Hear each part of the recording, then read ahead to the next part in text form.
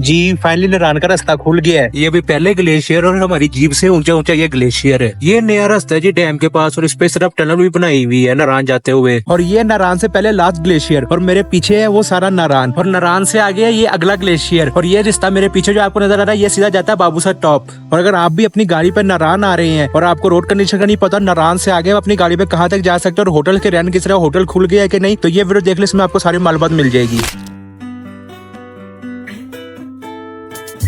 फैसलाबाद से हम लोग इस बार भी टाइम से निकल पड़े थे क्योंकि हमें ऑलमोस्ट 12 घंटे लग जाते हैं नारायण पहुंचते पहुंचते। और इस बार हमने वैसे भी मॉर्निंग में 8 से 9 बजे तक बालाकोट पहुंचना था हर हाल में, पर उसकी भी एक रीजन है, वो आपको मैं वहां पहुंच के बताता हूँ। और बालाकोट पहुंच के हमारे साथ हुआ क्या वो भी आप देख के हैरान हो जाएंगे। बाकी मोटरवे पे हर बार की तरह जो हमने हमारा पहला ब्रेक लिया था वो हमारे फेवरेट सर्विस एरिया पे था। जिस जगह से आए थे वो क्यों तुम भूलते हो जाने मन ना मांगे से तो ज्यादा। हमें जिम्मी पे ऑलमोस्ट इस्लामाबाद पहुंचते पहुंचते 5 घंटे लग जाते हैं क्योंकि हमारी जो एवरेज स्पीड है वो 80-90 के दरमियान रहती है। और इस्लामाबाद पहुंच के फिर हम अपना रुख करते हैं M1 पेशावर वाली मोटरवे की तरफ। उस पर मजीद 30 मिनट सफर करने के बाद बोर्ड लगा आ जाता है एबटाबाद हरिपुर का और वहां से फिर हम अपना रुख कर लेते हैं हजारा एक्सप्रेसवे की तरफ।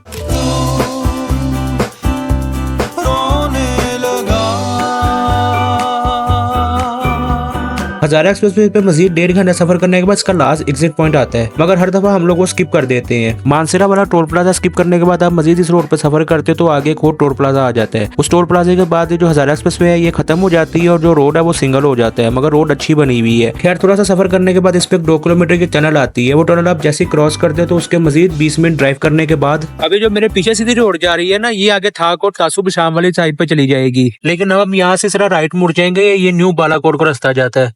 ये रास्ता बेसिकली शॉर्टकट है, मगर हर चीज के प्रोज एंड कॉन्स होते हैं। इसका सबसे बड़ा प्रो तो यही है ये बहुत ज्यादा शॉर्टकट है, आप मानसेरा वाला जो रास्ता है वो सारा स्किप कर देते हैं। मगर इसका कॉन भी है, वो ये है कि एक तो ये आपको ना छोटी छोटी आबादी में से गुजर के जाना पड़ता है, दूसरा इसमें थोड़ा सा रास्ता जो है ना वो खराब है। खराब इन सेंस बहुत ज्यादा ऑफ रोड नहीं है, गाड़ियां हर किस्म की यहाँ से गुजरती है। हमने सीवी भी गुजरते देखी है यहाँ से, आप खुद अंदाजा लगा रहे जो ऊंची ग्राउंड क्लियरेंस वाली गाड़ी है वो तो जाती है, लो ग्राउंड क्लियरेंस वाली गाड़ी भी यहाँ से जा सकती है। सिर्फ ये थोड़ा सा पैच है, यहाँ पे थोड़ी सी एहतियात की जरूरत है, अदरवाइज बहुत ईजी सीन और ये आपको सीधा जाके BCM चौक से कनेक्ट कर देता है बालाकोट के। लेकिन एक चीज आपने ज़हन में रखनी है कि ये रास्ते पे आपने ना इवनिंग के बाद और रात को ट्रैवल नहीं करना, अब अर्ली मॉर्निंग भी ट्रैवल नहीं करना। 8 बजे के बाद आपने इस रोड पे ट्रैवल करना है दिन में, रात को और इवनिंग के बाद इस रास्ते पे ट्रैवल जो है अवॉइड करेगा।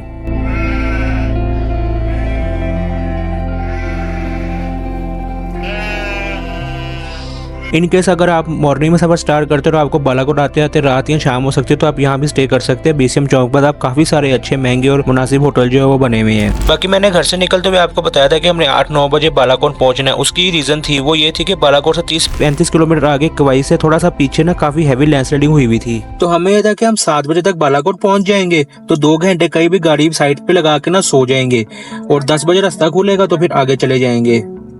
लेकिन फिर हमें यहाँ आके अंदाजा हुआ कि जो काम है वही तकरीबन 10 बजे शुरू हुआ है, तो ये सुन के जो हमारी थोड़ी बहुत नींद थी वो भी उड़ गई। बाकी ये अभी टाइम तकरीबन 1 बज गया, 7 घंटे से हम यहाँ पे खड़े हुए और अभी कोई उम्मीद नजर नहीं आ रही रास्ता खोलने की। एक चीज अच्छी है कि हवा चल रही है तो गर्मी नहीं लग रही, सूरज निकला हुआ मगर गर्मी बिल्कुल भी महसूस नहीं हो रही, तो टाइम जो है वो गुजर रहा है क्योंकि इंटरनेट भी चल रहा है यहाँ पे। तो देखे अब क्या होता है, गाड़ी यहाँ पे काफी सारी खड़ी हुई है, रश काफी लग गया है, तो जैसे भी होगा मैं आपको अपडेट करता हूँ। अच्छा जी, आपको मेरी शक्ल देख के अंदाजा हो गया होगा कि उन्होंने हमें नारायण तो जाने नहीं दिया। तो अभी टाइम हो रहा है तकरीबन 4:55। तो जिस चेक पोस्ट पर उन्होंने हमें रोका था उससे थोड़ा सा पीछे ये बालाकोट में होटल है, तो हमने फिर यहीं पे रूम ले लिए। हमें ये रूम की जिस तरह का रूम है उस हिसाब से पैसे वो थोड़े से ज्यादा है, 2500 रुपए में हमें ये रूम मिले। मगर एक होटल बहुत नजदीक था, तो सुबह अगर रास्ता खुल जाता तो यहाँ से निकल के नारायण चले जाएंगे। तो बस अब थोड़ी देर बाद खाना खाएंगे, सो जाएंगे। तो मैं अब आपको सुबह मिलता हूँ। अच्छा जी, टाइम हो रहा है तकरीबन 5:46 और इतनी सुबह सुबह क्यों नहीं कर रहे हैं वो थोड़ा सा आगे पहुंच के बताता हूँ, क्योंकि अभी पता लगा कि बालाकोट से आगे भी थोड़ा सा मसला बनेगा नारायण से पहले, क्योंकि अभी मुझे कंफर्म नहीं कि वो मसला बनता है कि नहीं। अगर बना तो फिर मैं आपको बताता हूँ। बाकी अपना सफर शुरू करते हैं आगे नारायण के लिए। हमारे होटल के बिल्कुल बराबर में पेट्रोल पंप था, तो हमने यहीं से फिर जिम्मी का टैंक अच्छी तरह हिला के फुल करवा लिया था, क्योंकि हम पेट्रोल का रिस्क नहीं लेना चाह रहे थे। वैसे तो आगे बालाकोट के बाद पारस में भी पेट्रोल पंप आता है, मगर लैंडस्लाइडिंग की वजह से काफी सारी गाड़ियों का रश है, तो हमें था कि पता नहीं आगे से तेल मिले ना मिले, इसलिए हमने यहाँ से तेल डलवा लिया था। एक बात हो रहा है कि नारायण में अभी भी पेट्रोल पंप जब हम गए थे तब तक ऑपरेशनल नहीं था, तो अगर आप आ रहे हैं तो आप बालाकोट से या फिर पारस से एक दफा अच्छी तरह अपना टैंक फुल करवा लेगा। बीच में वैसे ओपन जो खुला तेल होता है वो तो मिल जाता है, मगर मैं ये रिकमेंड करता हूँ कि पेट्रोल पंप से एक दफा टैंकी जो है अच्छी तरह फुल करवा ले। और जब हम फिलअप करवा के उसी चेक पोस्ट पे पहुंचे जहाँ कल सब गाड़ियों को रोका जा रहा था, तो इन्होंने हमें मजीद डरा दिया ये कह के कि आप कहाँ जा रहे हैं, नारायण तो अभी ऑफिशियली खुला नहीं है, आपको आगे जाने नहीं दिया जाएगा, आप यहाँ से वापस हो जाए। हमें सुन के परेशान तो बहुत हुए, मगर हमने अल्लाह का नाम लेके अपना सफर आगे कंटिन्यू कर दिया। बाकी बालाकोट से नारायण का जो ट्रैवल डिस्टेंस है वो तकरीबन 85-90 किलोमीटर बनता है। और अब बात करें रोड कंडीशन की, तो बालाकोट से मांडरी तक बड़ा वीआईपी रोड बना हुआ है। बीच में मुश्किल से 1-2-3 पैचेस आते हैं, वो भी जहाँ के छोटी मोटी लैंडस्लाइडिंग हो उस वजह से रोड खराब होता है। बाकी मांडरी तक जो है बड़ा अच्छा एस्फाल्ट रोड बना हुआ है। और बालाकोट से मांडरी तक टाइम भी इसी रोड की वजह से बहुत कम लगता है। मोर बहुत ज्यादा, बालाकोट से पीछे कुछ चढ़ाइयाँ तो वहाँ पे आपने थोड़ी सी एहतियात करनी है। अगर गर्मी है तो एसी का थोड़ा सा देखेगा, एसी चला के वो चढ़ाइयाँ जो है अवॉइड करेगा। अगर आपकी गाड़ी में थोड़ा बहुत इशू है या आपकी गाड़ी एसी चलाने थोड़ा बहुत गर्म होती है तो वो चढ़ाइयाँ जो कोशिश करेगा शीशे खोल के गुजार दे। वैसे भी जब आप बालाकोट एंटर हो जाते हो तो मौसम जो है वो काफी बेहतर हो जाता है। खैर मांडरी से पहले एक चेक पोस्ट आती है और इन्होंने हमें यहाँ पे रोक लिया और हमने सोचा लो सब खत्म, अभी हमें बोलेंगे वापस जाओ, अभी रास्ता खुला नहीं है। मगर ऐसा कुछ भी नहीं हुआ। इन्होंने हमारे CNS देखे और उन्होंने कहा ठीक है खैर खैर से जाओ, तो हमें थोड़ा सा सुकून हुआ। इनसे हमने पूछा कि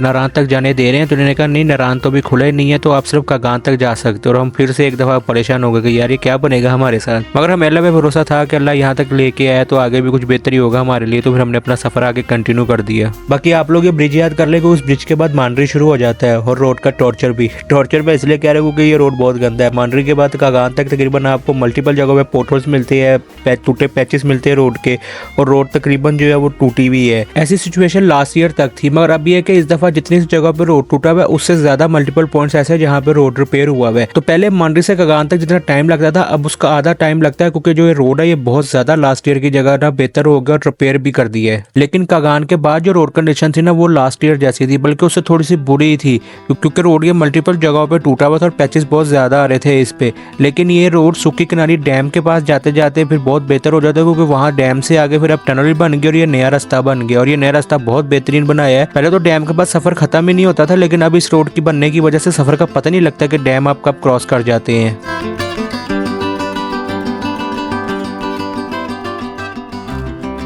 डैम खत्म होती हमें लगा कि लो भाई अब तो हमारा ही रास्ता है, अब हम जाएंगे नारायण। 2024 का पहला नारायण चक्कर और काफी एक्साइटेड हो गए देख के। मगर वो इंग्लिश की कहावत है ना, डोंट सेलिब्रेट टू अर्ली, वो इस दफा भी यहाँ पे सही हुई। हम थोड़ा सा आगे आए तो ये आखिरी चेक पोस्ट थी और यहाँ बहुत ज्यादा सख्ती थी, तो इन्होंने रोक लिया और इन्होंने मुझसे मेरी रिकॉर्डिंग भी बंद करवा दी जो मैं कर रहा था। और इन्होंने फिर मेरा मोबाइल भी चेक किया कि मैं क्या क्या रिकॉर्ड करता हुआ आया हूँ। और हमें लगा था लो अभी हमें बोलेंगे कि बस यहाँ से वापस चले जाओ, आगे नहीं जाना तुम लोगों ने।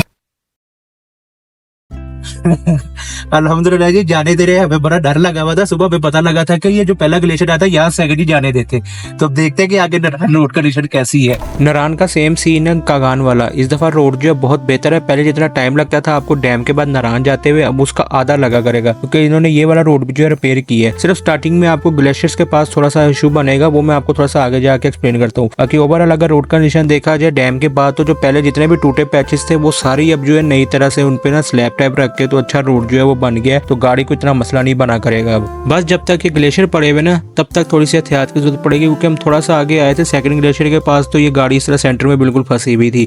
और ये फैमिली थी और ये ड्राइवर जो था भी लोकल, तो अगर लोकल की गाड़ी फंस सकती है तो आप हिसाब लगा लेगा जो हम लोग बाहर से जाते हैं तो हम लोगों के फंसाना कितना आसान है। ये है कि यहाँ पे जब तक ये ग्लेशियर पड़े तब तक ही मसला, मगर एक दफ़ा जैसे ये ग्लेशियर पिघल गया ना तो फिर बहुत ईजी सीन हो जाएगा। और जितनी तेज़ी से ग्लेशियर पिघल रहा है उम्मीद है कि ये तकरीबन 1 माह में 1.5 माह में सारा ग्लेशियर जो है ना ये 2-3 जितने भी है सब पिघल जाएंगे। ये था कि ये फंसी इतनी खास नहीं थी, सिर्फ थोड़ा सा आगे से नीचे से बैठ रही थी, तो इसको थोड़ा सा पीछे लेकर के तो हमने इसे कहा कि थोड़ा तेज़ से आगे लेके जाओ, तो ये गाड़ी जो थी ये भी ना निकल गई। हमने भी 4x4 लगा लिया है। हमें वैसे जरूरत तो नहीं पड़नी थी, मगर अच्छा होता है क्योंकि जैसे वो मेहरान जो है ना यहाँ से सिर्फ पानी गुजरे ना तो यहाँ पे फंसी हुई है। तो आप लोग जब आएंगे तो थोड़ा सा ये एहतियात रखिएगा।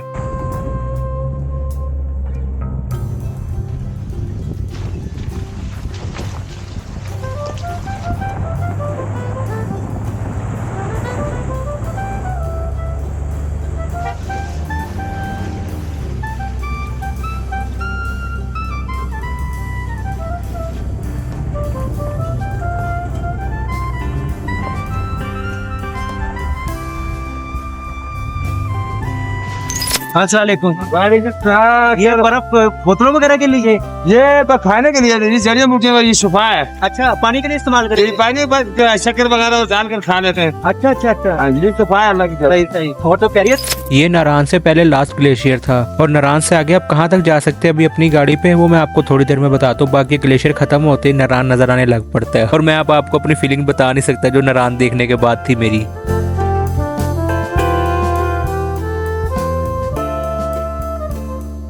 अल्हम्दुलिल्लाह जी पहुंच गए। आखिरी पॉइंट तक ना लग रहा था कि शायद आज नारायण ना आया जाए, क्योंकि मेरी खुद बड़ी ख्वाहिश थी, क्योंकि अभी ये 6 माह पहले जब बंद हुआ था तो मैंने वीडियो डाली थी। बाकी इस तरह के अभी यहाँ पे होटल जो है वो तकरीबन 2-3 ही खुले हैं, अभी सारे होटल नहीं खुले, तकरीबन 1 वीक लग जाएगा सारे होटल खुलते हुए। तो जो जिस होटल में हम आते हैं इनके मैनेजर से मैं आपको उनका नंबर दे देता हूँ, इनके अगर आपने आना हो या आपने रूम का पता करना हो तो आप उनसे पूछ सकते हो। तो अब चलते हैं शाहिद साहब के पास। और ये शाहिद साहब है, अगर आपने वो नारायण बंद होने वाली वीडियो देखी तो ये वही है जो बर्फ से रोड बना रहे थे। शाहिद साहब और किसी ने आना हो तो अपना नंबर जल्दी से बता दे जी फिलहाल इनका ही कर लीजिए। मेरा नंबर बता नंबर है 031155355359। इसमें मेरा व्हाट्सएप भी है।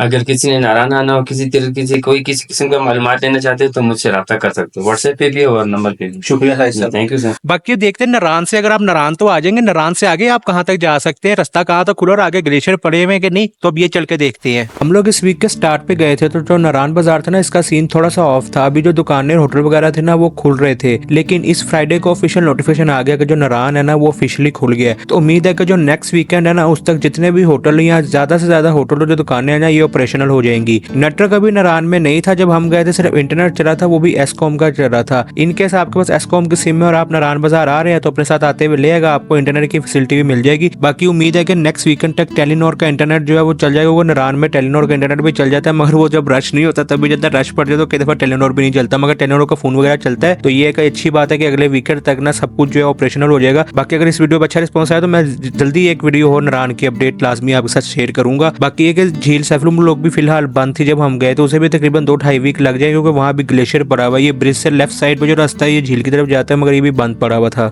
यहाँ पे मेरे रुकने का मकसद इसलिए कि जब नारायण का लास्ट डे था ना, तब एक दिन पहले मतलब कि हमने आए थे तो हमने यहाँ पे ना चाय वाय बनाई थी, तब बर्फ पड़ी नहीं थी। यहाँ तक पड़ेगी।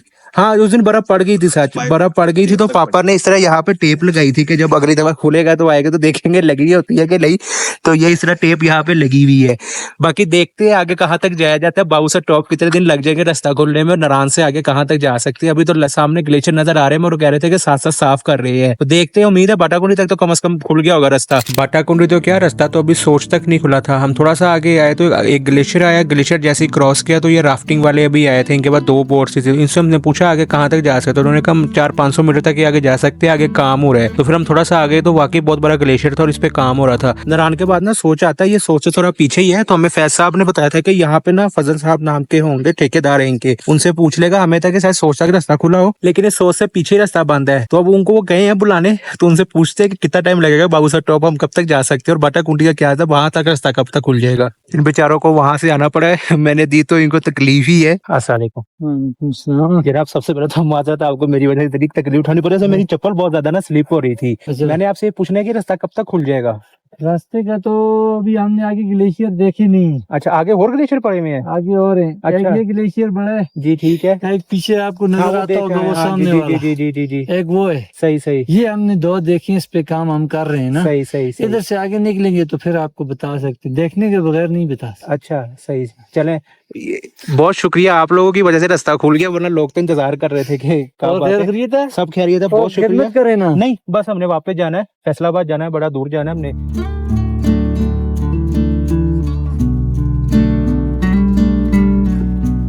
मोटा मोटा मान के चले ना तो तकरीबन 10-15 दिन लग जाने बाटाकुंडी खुलते हुए, क्योंकि बाटाकुंडी से आगे पे ना 3-4 ग्लेशियर बड़े वाले जो है ना वो पड़े हुए हैं। और जो ये ठेकेदार थे ये बता रहे थे कि जो बड़ा ग्लेशियर है ना उसे पूरी तरह साफ करने में हमें मिनिमम 3 दिन लगते हैं, तो उस हिसाब से तकरीबन 10-12 दिन 15 दिन लग सकते हैं बाटाकुंडी खुलने में। बाकी वो बाबू सर टोबर साइड से भी ना मशीनें लगी हुई है, तो बता रहे थे कि किसी भी जगह दोनों मशीनें इकट्ठी हो गई तो फिर 2-3 दिन में रास्ते जो है ना साफ करें, क्योंकि बाटाकुंडी के बाद ना ग्लेशियर कम हो जाते हैं, आगे जाके फिर ग्लेशियर होते हैं बड़े, तो वही साफ करने होते हैं। बाकी आप में से काफी सारे लोग ऐसे जिन्होंने अभी हुंजा या स्कर्दू जाना, और बाबू सर टॉप खुलते हुए तो तकरीबन 1 माह पूरा लग जाएगा। तो आप में से अगर किसी ने हुंजा स्कर्दू जाना है और उसको दासू बिशाम वाले रोड कंडीशन का नहीं पता, क्योंकि मैं अभी 2 माह पहले गया था तो मैंने उसकी डिटेल वीडियो बनाई थी, स्कर्दू तक मैं गया था मगर दासू बिशाम वाले रास्ते से गया था। तो आपको ये वीडियो आ रही होगी, तो अगर आपने जाना है उस रास्ते से तो ये वीडियो लाजमी देख लेगा।